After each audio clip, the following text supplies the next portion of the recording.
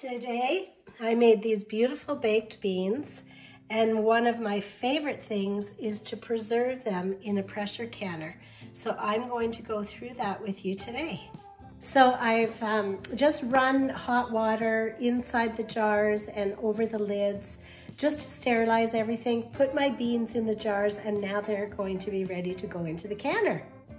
So I'm going to fill this canner no more than half full. So I'm going to go just less than half because you don't want to put it more than half. Now, this is my pressure canner. So, you know, if yours gives you different instructions, do it according to your instructions. I'm only showing you what mine does just to give you a guideline on pressure canning, but always go by your instructions, okay? So I'm going to fill this just a little bit less than half full with water. And I'm doing cold water because my beans are cold. If the beans were hot out of the oven, I would do hot water.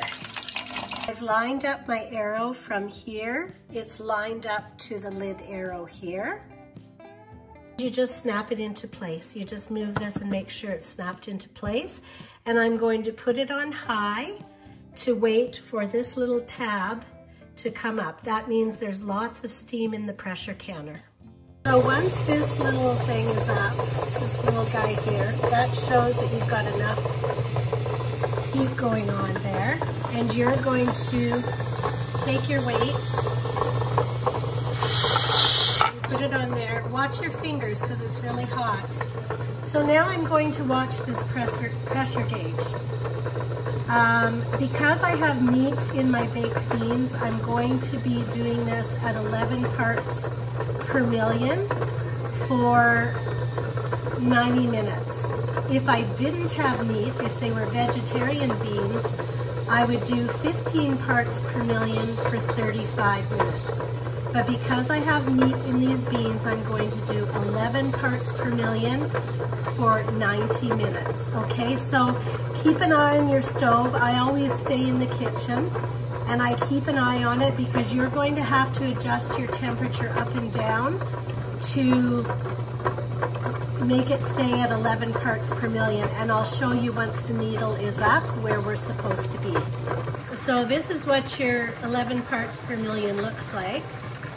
And you're going to keep it like that by adjusting your heat up and down for 90 minutes.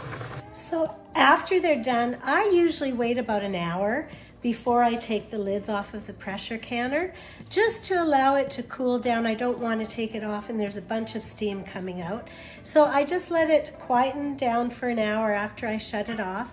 And then you just take your jars out, clean them, and put them in your pantry. And you will have baked beans whenever you want. And you will enjoy them. So have a great day.